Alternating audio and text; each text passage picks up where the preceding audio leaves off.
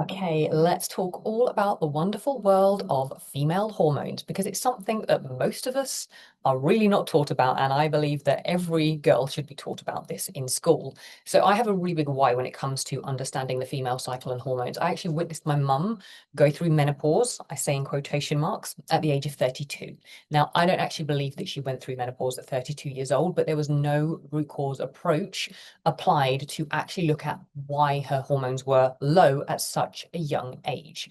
I witnessed my mum become very depressed, lose a lot of hair, develop severe eczema on her head that would weep so badly, and really get dismissed by mainstream medicine with some synthetic HRT, which was not ideal at the time. And I watched her basically fight for bioidentical progesterone in a time where it was not actually patented. She is a legend, my mum. I also watched her do elimination diets and go to herbal shops and make all these tinctures and teas to basically get rid of her eczema. And so that was really my first insight into this incredible world of functional nutrition. She rebuilt herself from the ground up. And so she inspired me to do everything that I now do because that experience changed everything for me. It really did. And then I went through my own journey with hormones as well, my own immune collapse. So years of chronic stress, under eating in my teens and 20s, overtraining in my teens and 20s, that basically pushed my body past its breaking point in my 40s. Because what happens in our 40s isn't really what happens in our 40s. It's normally what's been happening for years and years prior to that. Because disease doesn't just start in one little moment. It actually is an accumulation over years and years and years. So the result wasn't just fatigue, it was a full system collapse. I had hormone dysfunction, I had an autoimmune attack, I developed long COVID, I had unexplained weight gain. Even though I was doing everything right, the diet was right, I just could not lose weight. And I had to rebuild my body and my mitochondria from the ground up. So let's talk about the female cycle. The female cycle is not just estrogen and progesterone. It's a whole neurological and metabolic event, basically orchestrated by systems far deeper than just our ovaries. So when we focus only on hormones, we're missing so much of the puzzle because hormones are just messengers. They're the things that just are kind of like the text. But if you've got a phone that's dodgy, it's not going to send the text in the first place. So what we have to think about when we think about hormones are our mitochondria. So our mitochondria are the little batteries in our cells. They turn food into what we call ATP, which is energy. So cellular energy production is the foundation of every hormonal process in the body. Without healthy mitochondria, we don't make healthy hormones. We have to think about our metabolism and nervous system. So energy availability and stress signaling really determine what the brain allows. So if we are chronically stressed and if we are under eating and overtraining all the time, our brain is like, well, the last priority right now is creating humans. I need to be surviving because that's the most important thing. So it will then just downregulate the production of hormones. So again, at the age of 32, what could my mum have been going through stress wise and at a deeper level with her metabolism that could have then led to her having low hormones? The brain. So, like I've just mentioned, the brain is the control tower. So, that hypothalamus, which is in the brain, and the pituitary, they are both glands in the brain, and they are our master control center. They read the environment, they're scanning our bodies all day, every day, and sending commands. So, if those two control centers are sensing threat within the body, they are not going to send the signals to create hormones to make life because they're like, this is not a safe environment. So, again, if we've got anything going on internally, like gut infections, for example, that can really impact our hormones. So our ovaries are just kind of the downstream result. Now, yes, as we age and we go through perimenopause, that shifts and hormones become a part of the root, but they're not the only root. Now, prior to that, like my mum at the age of 32, there were other things that were the impact, not the hormones. They were just the downstream result. So remember, if the foundation is unstable, the cycle will become chaotic. So let's talk about the three master control systems that we have. Your body has three main communication highways, and they all send out chemical messengers, which are hormones. So the HPA axis, that is the hypothalamic pituitary adrenal axis. So again, the hypothalamus is in the brain, the pituitary gland is in the brain, and they signal to the adrenal glands to tell the adrenal glands to produce cortisol, or to not produce cortisol. So that controls our stress response. And cortisol does so much more than we give it credit for. It's actually a really potent anti-inflammatory. It wakes us up, it gives us energy. So cortisol is not the devil. We need it. You die without it, basically. But it's all being controlled by the brain. We have a negative feedback loop that tells the adrenals to stop producing cortisol if there's been too much for too long. Then we have the HPT axis. So that's the hypothalamic pituitary thyroid axis. The thyroid is here. So again, if the brain senses threat, then it's going to downregulate that and it's going to say, well, let's produce less thyroid hormones. That then determines our metabolism and our energy production. And when we have low thyroid, we then have low stomach acid, we have low hormone production, and everything gets out of sync. And then we have the HPO axis. So that is the hypothalamic pituitary ovarian axis. So again, hypothalamus and pituitary in the brain, signaling to the ovaries to tell them produce hormones. So that governs your menstrual cycle and your reproductive hormones.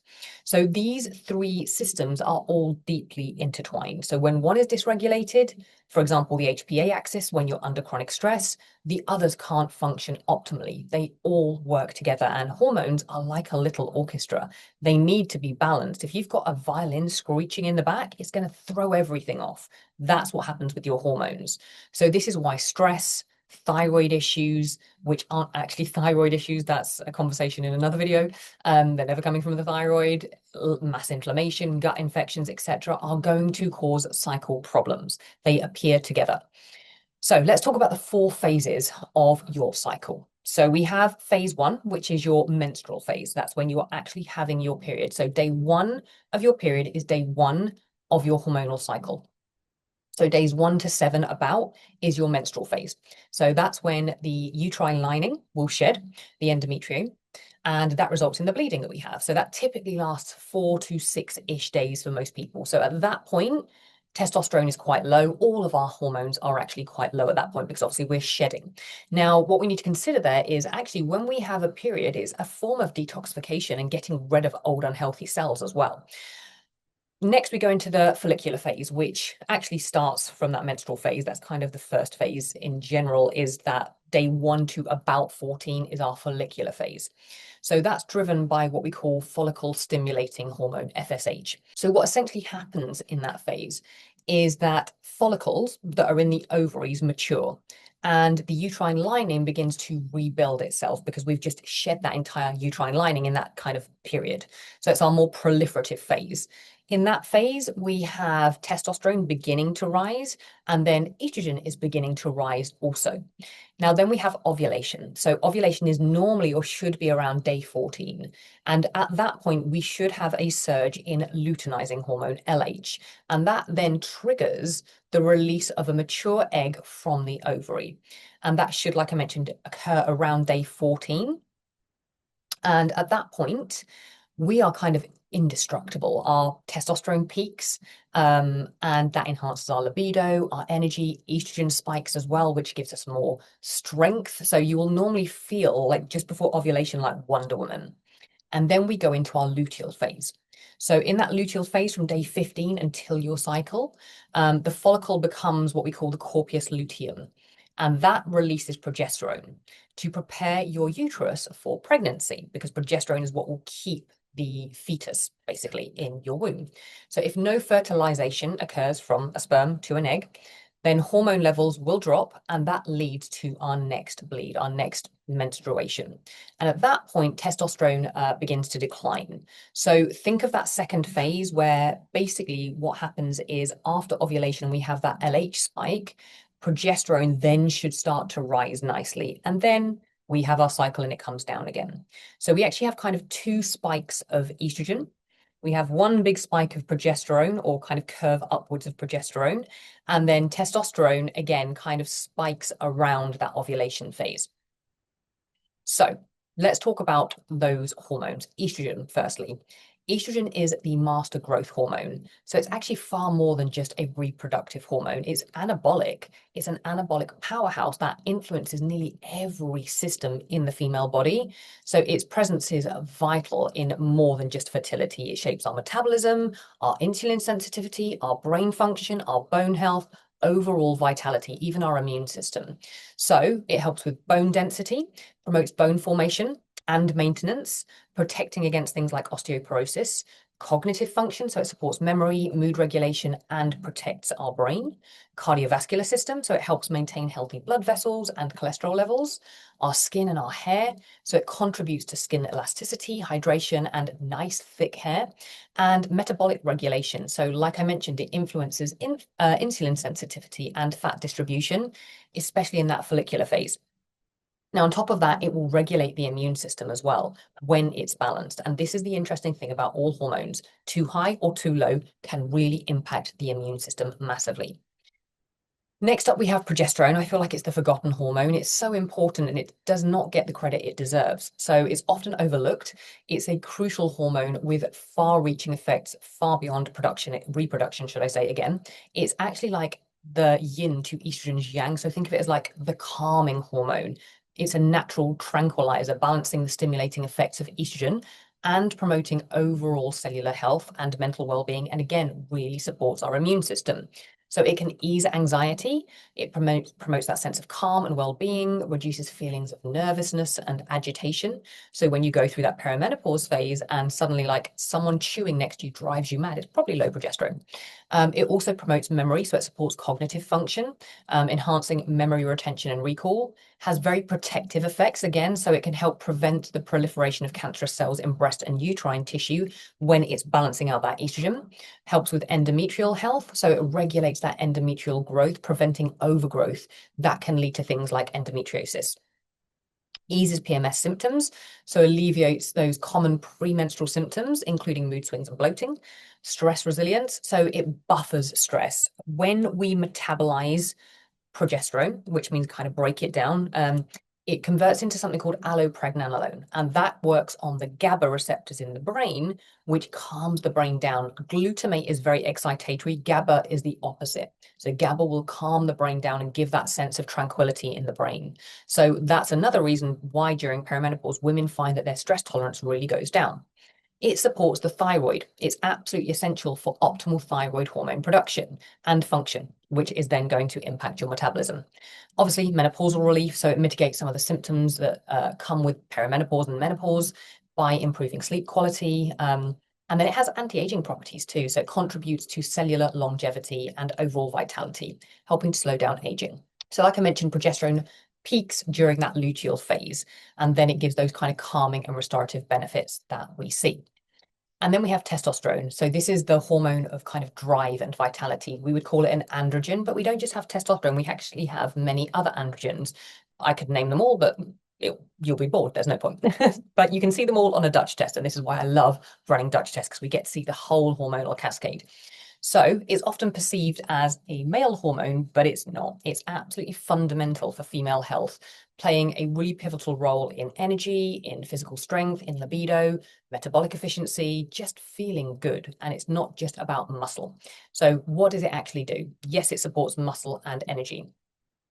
Increases our stamina, endurance, and is crucial for the maintenance of lean muscle mass. It supports our metabolic health. It helps sustain a higher, healthier metabolic rate. And again, when we have more muscle mass, we have a higher metabolic rate, and that means we can eat more and still burn more calories. Really important for libido and sexual function. So it's vital for that healthy libido. Again, really supports skin and collagen. So it thickens skin and supports that collagen production, which means less wrinkles. Supports your heart, again, really important for maintaining heart function and blood vessel integrity.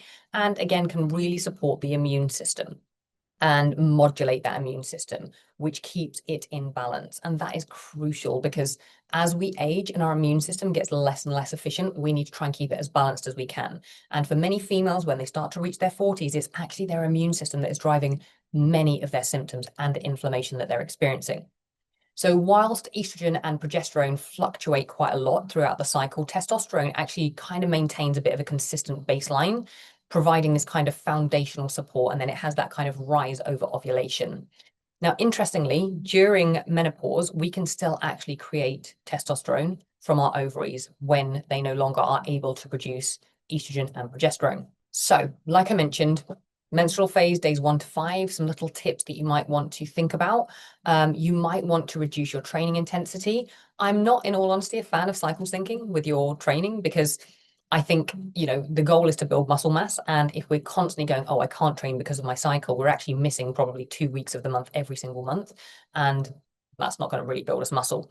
So go with how you feel rather than going, oh, I'm at this point in my cycle. But you might notice that you feel more tired because you are bleeding. So then you might want to reduce your training a little bit. You want to increase your minerals, so things like magnesium, iron, and zinc. That doesn't mean necessarily supplement those things. Do not supplement iron without knowing your levels, all of your levels with your iron markers, not just iron. It can cause a lot of rust within your body. So you want to kind of just naturally through your foods think, where can you get more iron, more zinc, more nutrients? Prioritize your sleep and optimize detoxification. It's actually really the best time to fast is when you are on your period, about day 2 onwards, because you're already detoxing and your hormones are already low. So fasting is not going to impact your hormones at that point. So when we are in that follicular phase, days 1 to like 13, 14, we will notice differences in our energy. Probably that first week we might have lower energy, but as hormones start to rise, that's when we get that peak in energy, more strength. So a really good time to really, get into focused work mode and really go for some PBs in the gym. Your body can actually tolerate higher carbohydrate intake as well at that point because you have more insulin sensitivity from higher hormones. And your metabolic health at that point is really in a good place because, like I said, insulin sensitivity is really good. Dopamine is higher, which means you've got more motivation and focus. Stress resilience is strongest, and glucose tolerance is at its best. Now, then we have that ovulation day, essentially. And that is like the hormonal crescendo of your cycle. It's like a rapid cascade of shifts that can feel exhilarating, but also quite destabilizing depending on how your body responds to changes. So social activities, you're probably going to be your most social around this point. Just monitor inflammation a little bit more because those big shifts in hormones can cause more inflammation, and also anxiety. You may notice that because if you've got those rapid hormonal shifts, that can increase the nervous system sensitivity. So just be mindful of that if you start to notice that. And then when we're in that early luteal phase from like day 15 to about 21, that's when progesterone is now more dominant. So you might notice that you start craving carbohydrates more because you actually need insulin to be able to really form solid progesterone. You might notice that you need to eat more food because your body is trying to create that progesterone. So give it more food, give yourself more calories, increase, them by about 100 to 300, honor your body and what it is telling you. Your resting metabolic rate is actually higher. So your body is burning more at rest and your core body temperature rises as well. And you will be able to see that if you monitor your basal your basal body temperature, your BBT. I really recommend doing that. So in the mornings, just get a thermometer off of Amazon and stick it under your tongue in the mornings to look at your basal body temperature to see if you can see a rise. That shows us healthy ovulation. And then when we go into that late luteal phase, that's when we suddenly get that kind of drop off of the hormone. So progesterone suddenly falls, and that means that we can get that decline in GABA, and that can be quite destabilizing to the nervous system. Estrogen also falls quite sharply, so serotonin production can drop with that, which can then directly impact our mood. Cortisol sensitivity increases because we've got less progesterone to buffer it, and insulin signaling is not as solid. So that's when we really start to notice those kind of PMS symptoms probably kick in. Now you can absolutely manage them, and I'm going to do a whole video on PMS with you, so stay tuned for that one. But just remember to be compassionate with yourself, and the more you can support your hormones being more balanced, the easier things will be. So why do women's cycles become chaotic? So a few key reasons that I see more than anything is chronic undereating. So if you are constantly dieting and chasing fat loss and actually don't have enough body fat, you will have erratic hormones. Overtraining is a huge one. Again, I see so many females that do it, especially as they age, because they think I need to work harder to build more muscle or to burn more calories because my metabolism is slowing down. That is absolutely not factual at all. Your metabolism does not slow down until your 60s. So women start overtraining. Sleep disruption. So melatonin loss can really have a big impact on our hormones. Thyroid suppression. So low T3, which is the active thyroid hormone, will slow down every metabolic process, including ovulation. inflammation and toxins. So if we have too many toxins in our environment, that is going to impact our hormones dramatically, and blood sugar instability. So if you've got blood sugar going crazy all the time, those glucose spikes will drive insulin, which then can drive androgens up and disrupt ovulation. And we actually see this in insulin driven polycystic ovary syndrome. And some of that can actually be driven by poor blood glucose regulation, but also by adrenal dysregulation. Because if you have got cortisol chaos, then you will have blood sugar chaos, which will lead to insulin chaos, which will then lead to hormonal chaos. So remember, the ovaries respond to the environment. So what can we do to regulate our cycle? Number one, stabilize your blood sugar. Balancing insulin means balanced androgens, better ovulation, reduced inflammation. Really make sure our thyroid is working well. And again, remember, this is not actually about the thyroid, because the thyroid is the warning light on the car dashboard. You need to make sure you've got the nutrients for healthy thyroid hormone conversion to convert that T4 into its active thyroid hormone T3. Another video coming on this. You need selenium, iron, L-tyrosine, iodine, and you need cortisol to be balanced. Low inflammatory load. So thinking about your gut health, your omega-3s, toxin reduction, and having all of those antioxidants in your diet.